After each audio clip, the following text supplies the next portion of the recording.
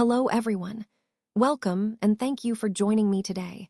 I'm excited to share with you our topic, how to kiss. This presentation will cover the basics, some tips, and a few tricks to make your kissing experience enjoyable and memorable. So let's get started and explore how to make that special moment perfect. In a world where first impressions can really make or break a romantic connection, the first kiss is often one of the most memorable, and sometimes most nerve-wracking, moments in any relationship.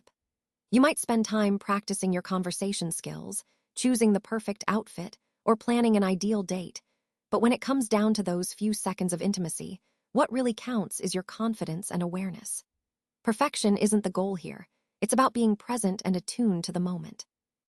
That's exactly what YouTube couple Sam and Jess wanted to share in their updated How to Kiss video. This isn't just a basic tutorial. It's a follow-up to their viral video from 2 years ago. Now, as a married couple with over 5 years of experience together, their chemistry and insight go beyond simple mechanics.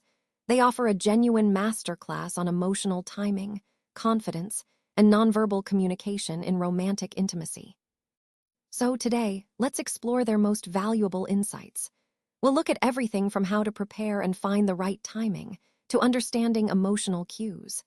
And we'll connect these ideas to the broader themes of relationship psychology, helping us see how these moments are about more than just the act itself.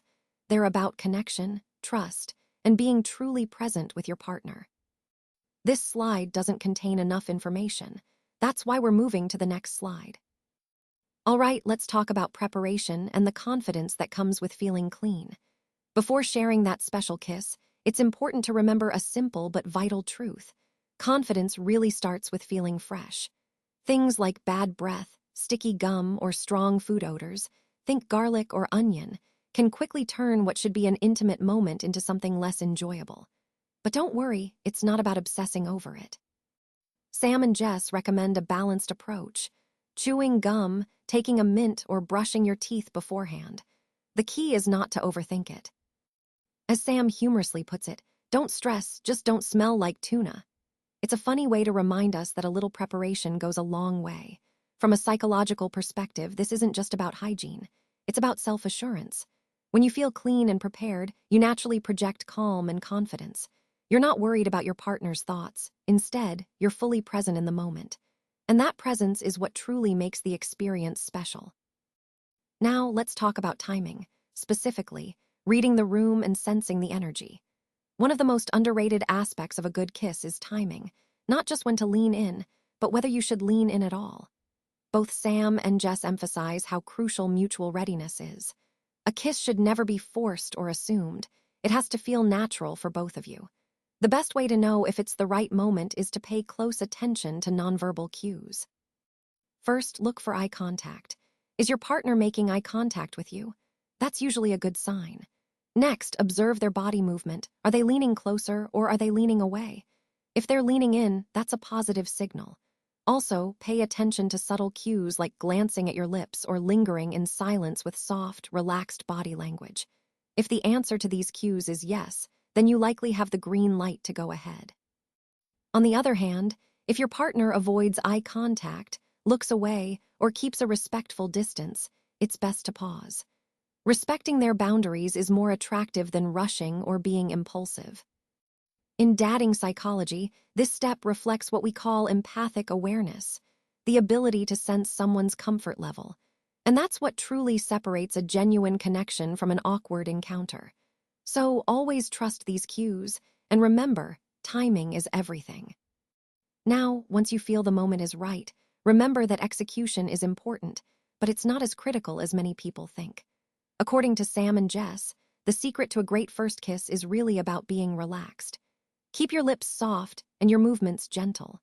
Tense or hard lips can make the kiss feel a bit mechanical or unnatural, and closing your eyes helps you stay focused on the feeling rather than getting caught up in self-consciousness. When you close your eyes, it actually boosts your sensory awareness. Your brain becomes more attuned to the sensations. That's why the moment feels so much more emotional and immersive. It's not just about physical contact, it's about being present in that moment without words. So remember, gentle movement, soft lips, and closed eyes are your keys to creating a more relaxed, natural, and meaningful connection. Now, let's talk about body language as a key element in connection before contact. Jess offers a valuable perspective from a woman's point of view, emphasizing that body language often communicates before words do. She explains that subtle cues, like standing a bit closer, maintaining eye contact, or gently touching someone's arm, are signals of openness and readiness. These small gestures can make a big difference in how comfortable and connected both people feel. On the other hand, Sam highlights how physical touch, such as placing a hand on the waist or softly on the back of the neck, can help create emotional closeness and a sense of security before a kiss even happens. This idea ties into a psychological principle called anchoring. When touch precedes intimacy, it helps establish a feeling of safety and belonging, making the eventual kiss feel more natural and effortless.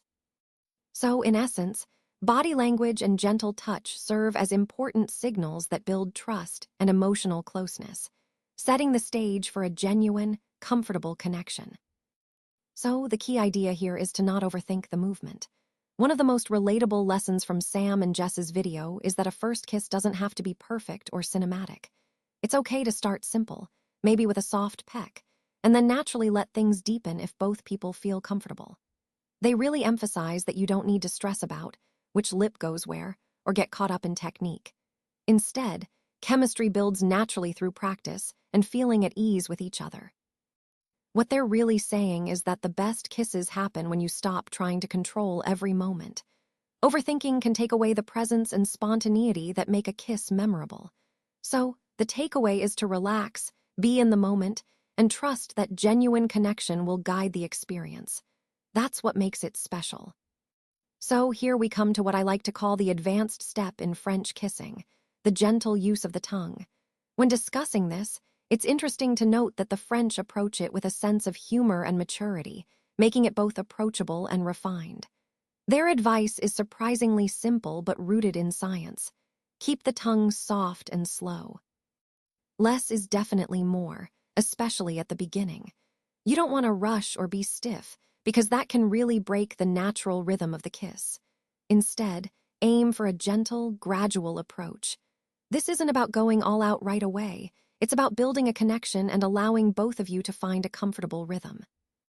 This idea ties into research on nonverbal synchrony, that fascinating phenomenon where two people unconsciously match each other's rhythm and intensity.